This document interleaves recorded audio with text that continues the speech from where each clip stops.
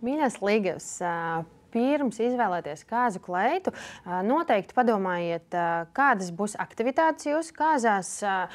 lai nesanāk tā, ka aktivitāšu dēļ jūsu varbūt kustība ir ierobežota, vai, teiksim, ja jums ir plānā ļoti aktīvas dējas ar roku celšanu gaisā un virpuļiem, un ja jums būs garās piedurknes, tad vai nu piedurknes saplīsīs padasē, vai arī vienkārši nevarēsiet viņu pacelt. Spilgts piemērs,